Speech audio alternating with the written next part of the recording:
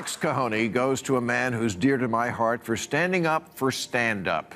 When dozens of Netflix employees walked out over Dave Chappelle's reckless decision to perform comedy on his comedy special, CEO Ted Sarandos could have pulled the special. Instead, he reminded his Netflix employees that comedy exists to push boundaries and told them if you'd find it hard to support our content breadth, Netflix may not be the best place for you.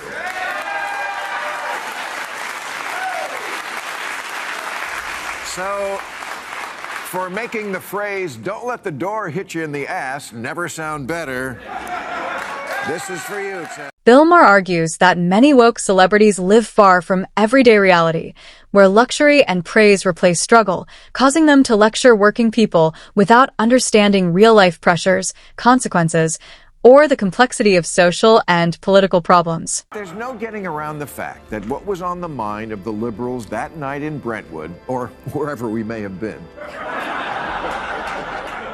was that the most powerful witch hunters now were coming from Twitter, the Ivy League, and the progressive left.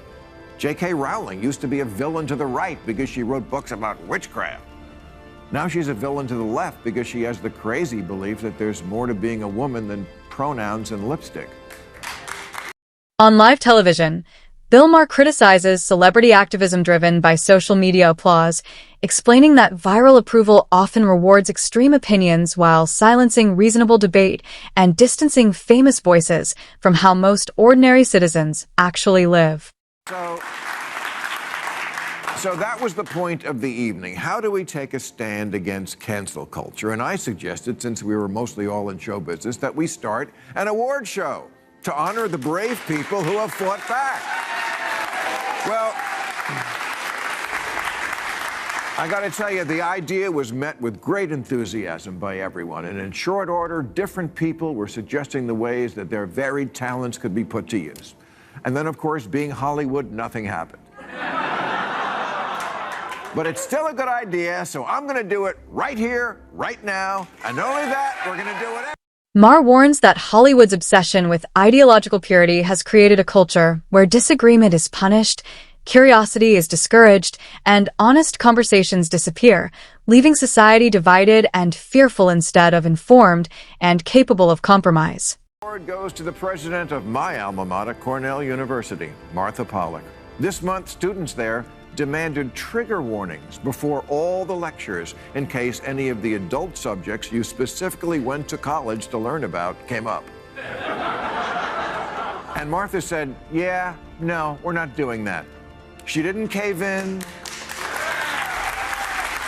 or hire a new dean of sensitivity. She just said, "No, college is for introducing you to new ideas, not for kissing your and making you feel wonderful and always right."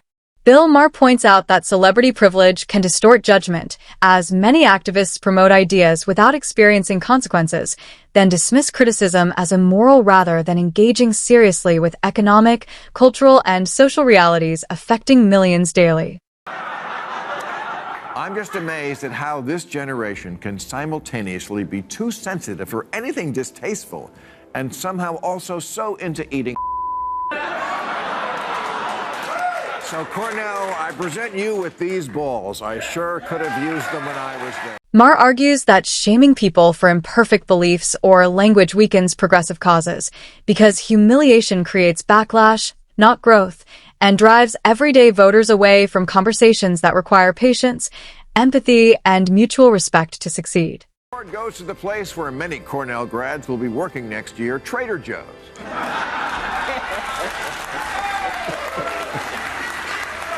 Trader Joe's, who for years have been selling a line of ethnically themed products, trading on the name Joe. For example, they have Trader Jose's beer. So, of course, one teenager on Twitter heard the word Jose and said it was During his monologue, Bill Maher explains that cancel culture mistakes punishment for progress, discouraging learning and self-correction while rewarding silence, fear, and conformity instead of open dialogue that strengthens democratic societies over time. Life and a sense of humor, and released this statement. We disagree that any of these labels are racist, and we do not make decisions based on petitions. You see how easy it is?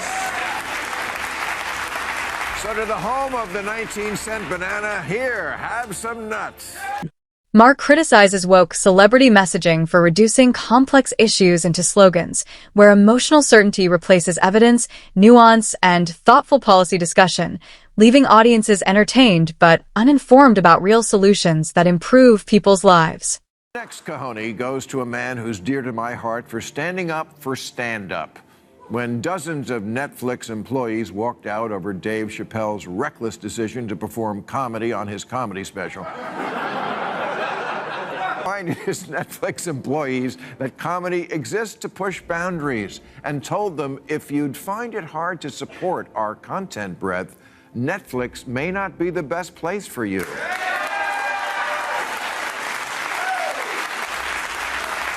So, for making the phrase, "Don't let the door hit you in the ass," never sound better, this is for you. Bill Maher says celebrities often confuse moral certainty with intelligence, speaking down to working-class Americans while ignoring practical concerns, which creates resentment and mistrust rather than unity or support for long-term social change. Lovers get together these days. One phrase that comes up a lot and always makes me sad is, "Yeah, you couldn't make that one today."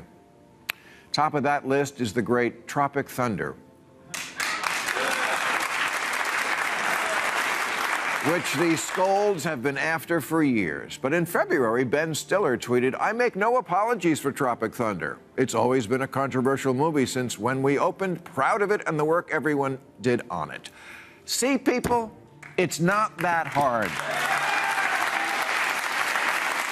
He said it, and he still got a commercial. And the lesson is, if you stand up to the mob for just a day or two, their shallow, impatient, immature, smartphone-driven, gerbil minds will forget about it and go on to the next nothing burger, and you still...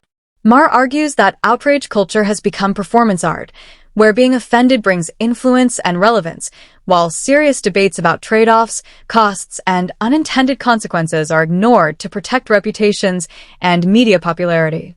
Said, "I am moving if Trump is my president. I don't say things I don't mean."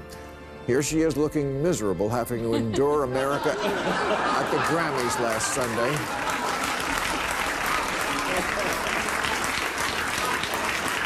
I guess she flew back from Tajikistan.